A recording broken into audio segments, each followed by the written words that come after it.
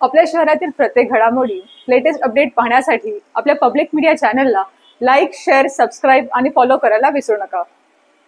परंतु यांच्याकडे फक्त कनेक्शन कट करणं आणि बिल जमा करणं याच्या व्यतिरिक्त हे लोक काहीच काम करतात.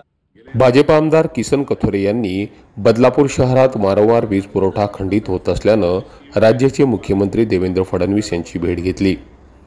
या संदर्भात कथोरे यांनी पत्र देत विद्युत पुरवठा सुरळीत करण्यासंदर्भात फडणवीस यांना विनंती केली होती.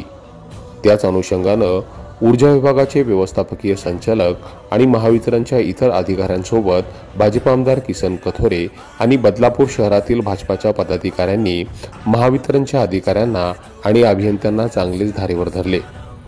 शहरातील वीज पुरवठ्याचा कसा खेळखोंडोबा महावितरणच्या अधिकाऱ्यांमुळे झालाय याचा पाडा भाजपाच्या नेत्यांनी महावितरणच्या वरिष्ठ अधिकाऱ्यांसमोरच वाचला.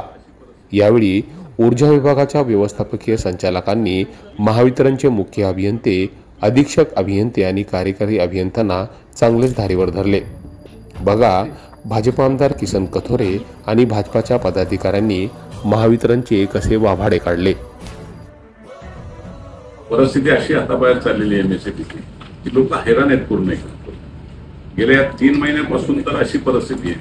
असा दर 2 तासाला जाते आणि जवळजवळ 8-10 तास ब्रेक पूर्ण असतो. 8 ते 10 वेळा लाईट रोज जाते कमीत कमी. हे सगळे खोटे बोलत नाही, कारण की तुमच्या सिस्टम मध्ये सुद्धा दिसतात किती वेळी ट्रिपिंग झाली आहे. आता फ्रिक्वेन्सी वाढवा कामाची, म्हणजे ट्रिपिंग आणि हे जे तुम्हाला नोन जे सोर्सेस आहे ते याचे पुढे अजिबात. परंतु यांच्याकडे फक्त कनेक्शन कट करणं आणि बिल जमा करणं याच्या व्यतिरिक्त हे लोक काहीच काम करतात. आता आपण जे यासाठी आम्ही महत्त्वाचं आलोय की हा आता गणपती जवळ आलाय, हा रोज ट्रिपिंग होतो, याच्यावरती तातडीने काय मार्ग करणार तो आम्हाला सांगा.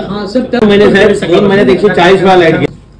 टाटा 15 महिन्यांनी होणार आहे. 15 महिने काय लोकांना अंधारात ठेवणार का? दर 1 तासाला साहेब लाईट. 22 केव्ही वाहिनीच्या 12 किलोमीटर उपरी तारा बदलणे आवश्यक आहे. दरम्यान आता तरी या बैठकीनंतर बदलापूर शहरातील वीज पुरवठा सुरळीत होईल का हेच पाहावं लागेल. Public media, Badlapur. तुम्हाला ही बातमी कशी वाटली या संदर्भातील तुमच्या प्रतिक्रिया कमेंट करून आम्हाला नक्की कळवा. धन्यवाद.